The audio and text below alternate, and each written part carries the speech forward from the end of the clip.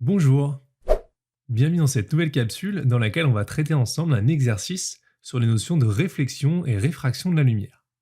Ce sera l'occasion de présenter le vocabulaire qu'on utilise pour étudier ces différents phénomènes.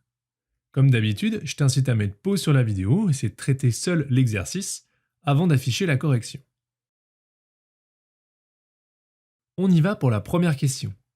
On nous demande d'identifier et de nommer les différents rayons. Ici, on nous parle d'une situation avec un rayon laser qui se propage dans l'air en direction d'un demi-cylindre de plexiglas.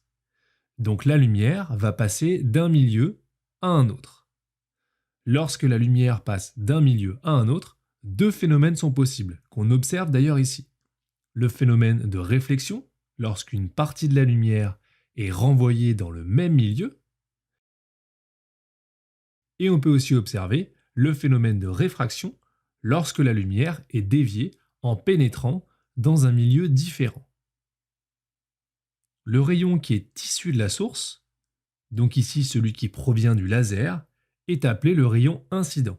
C'est lui qui va arriver sur la surface de séparation qu'on appelle parfois dioptre. Donc pour t'aider à l'identifier ici, souviens-toi que le rayon incident, c'est celui qui est issu de la source de lumière. Parfois même dans des exercices ou dans des évaluations, tu pourrais voir sur un schéma la source représentée. Le rayon qui subit la réfraction, celui qui est dévié en pénétrant dans un milieu différent, est appelé le rayon réfracté. Celui-ci, pour l'identifier, souviens-toi que c'est celui qui est dévié lorsque le rayon incident traverse la surface séparant les deux milieux. Et enfin le dernier, le rayon réfléchi, c'est lui qui subit la réflexion. Pour l'identifier, celui-ci, souviens-toi que c'est le rayon de lumière qui reste dans le même milieu. Donc dans notre exemple ici, il reste sur la partie de gauche qui représente la partie dans l'air. Maintenant qu'on a dit ça, on peut passer à la deuxième question. On nous demande de déterminer la valeur des angles d'incidence et de réflexion. Pour faire ça, on va déjà rappeler ce que c'est que les angles d'incidence et de réflexion. Par définition, l'angle d'incidence, c'est celui qui est formé par le rayon incident et la normale. Lorsqu'on étudie des phénomènes de réflexion et de réfraction de la lumière, on définit les angles à partir de la normale.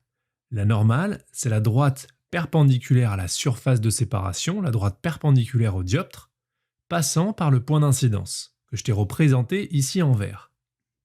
Le point d'incidence, c'est le point de rencontre entre le rayon incident et le dioptre.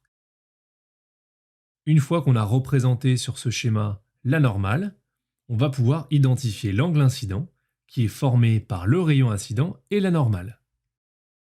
Et il ne nous reste plus qu'à effectuer la lecture et on trouve que l'angle d'incidence mesure 30 degrés. On reproduit la même chose pour l'angle de réflexion. Je te rappelle que l'angle de réflexion, c'est celui qui est formé par le rayon réfracté et la normale. C'est donc celui-ci.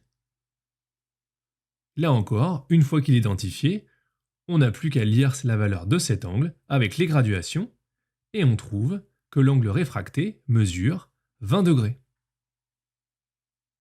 Voilà pour cet exercice avec l'utilisation des différents mots de vocabulaire qu'on a vus dans la capsule de cours précédente. Si des choses ne sont pas claires, n'hésite pas à poser des questions. Je te souhaite bon courage pour tes révisions et à bientôt pour une prochaine capsule.